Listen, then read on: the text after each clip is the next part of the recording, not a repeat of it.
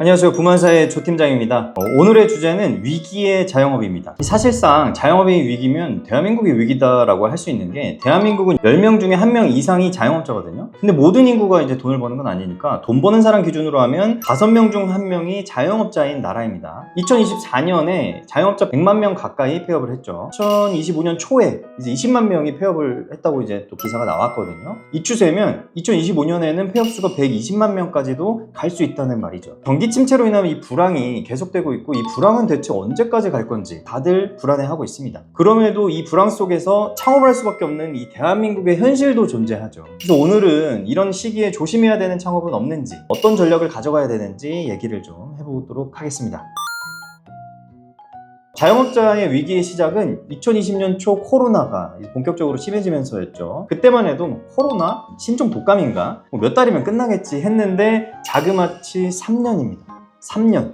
이 다중이용업소들은 3년 중 1년 정도를 아주 다양한 방법으로 이 영업 제한을 받았습니다. 이 코로나 당시에도 이 수많은 자영업자들이 이제 폐업을 했지만, 사실 코로나 끝나고 폐업을 더 많이 했거든요. 이 코로나 당시에는 당장 폐업하면 정부 보조금을 받을 수 없었어요. 어떻게 해서든 피해액을 이제 입증해야 돈을 받을 수 있었고, 대출을 저금리로 이제 받을 수 있도록 정부가 도와줬었는데, 이 코로나가 이렇게 길 줄 아무도 몰랐죠. 조금만 더 버텨보자 라는 마음으로 대출을 많이 받았습니다. 2019년 말 자영업자의 사업자 대출이 738조였는데 2025년 1분기 기준으로 보면 1112조 원으로 374조가 늘었습니다. 대출은 했는데 여전히 장사가 안 되니 연체율 당연히 올라가죠. 이 연체율이 폭발 임계점까지 가고 있는데, 대출 만기 시점이 2023년에 도래하게 됩니다. 아마 이때 상환하라고 했으면 파산하는 사람 정말 많았을 거예요. 그렇기 때문에 금융위원회에서 이제 25년 9월까지 상환하라고 이제 2년 정도 연장을 해줬죠. 그래서 2025년 9월이면 이게 소비도 좀 활기를 찾고 다들 괜찮아지겠지 했는데, 이게 웬걸 지금 거의 2개월 남았습니다.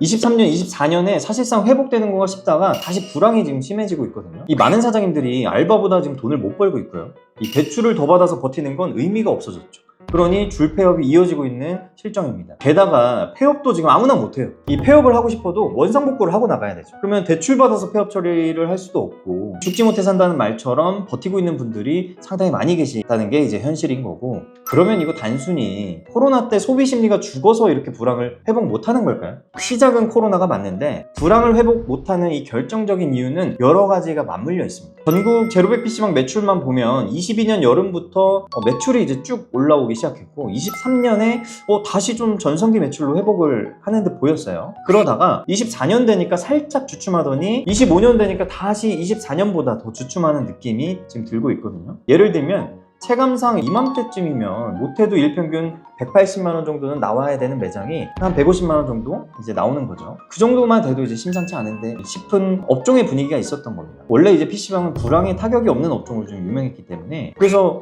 다른 업종은 어떤가, 제로백 사장님 중에 술집도 같이 운영하시는 이제 사장님이 계셔서 통화를 좀 하게 돼서 이제 여쭤봤는데, 요 직업은 정말 테러 수준이었습니다. 이 평일에 일평균 300만원 정도 매출 나오던 이자카야 술집이었는데 지금 20만원밖에 안 나온다는 거예요. 90% 이상 마이너스가 난 거죠. 그나마 PC방으로 벌어서 인건비 주고 마이너스를 이제 메꾸고 있는데, 이 불황이 대체 언제 끝날지 예측할 수 없으니 이제 고민이 많으신 상태였습니다.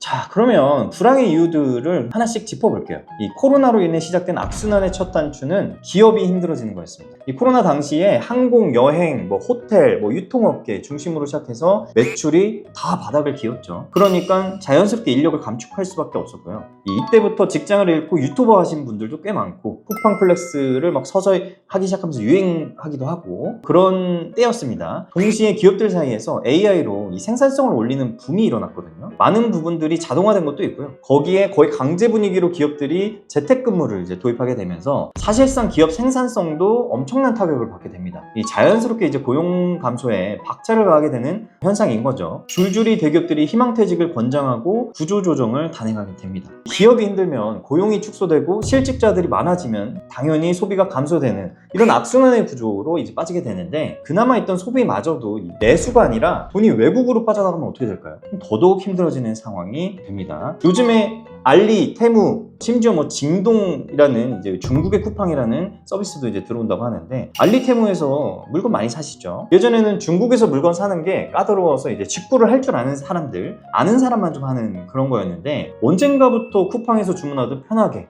주문할 수 있게 되면서 해외 직구의 장벽이 어마무시하게 낮아졌습니다. 우리나라 대표 쇼핑 앱이 쿠팡이잖아요. 이 쿠팡 월간 사용자가 3,100만 명 정도 되거든요. 알리와 테무의 월간 사용자가 지금 한국인만 1,700만 명이 넘었습니다. 절반 이상 따라온 거죠. 중국 쇼핑 앱이 그것도 한국에서 쿠팡의 절반 이상을 따라왔다는 건 이 한국 내수 소비에 엄청난 타격을 주고 있다는 걸 증명하는 데이터인 겁니다. 또 코로나 시기에 맞춰서 비대면 온라인 비즈니스가 발달을 했죠. 한때 뭐 중국 물건 떼다가 스마트 스토어에 판매하는 게 크게 유행하기도 했었고요. 판매자든 구매자든 이 소비가 중국으로 몰리니까 대기업뿐만 아니라 중소기업 국내 제조업들까지도 그대로 타격을 받아서 또다시 구조조정에 박차를 가하게 되는 그런 악순환이 무한 반복되고 있습니다. 사람들이 돈을 벌어야 돈을 쓰는데 기업들이 망해가니까 다 같이 힘들어지는 판국인데 그나마 쓰는 돈도 중국으로 흘러들어가니 이 내수 소비가 끔찍해지고 있다. 이렇게 이해하시면 될 것 같고요. 지금 기업 대출 연체율이 3% 가까이 됩니다. 2010년 금융위기 당시 연체율이 몇 프로냐? 2.5%예요.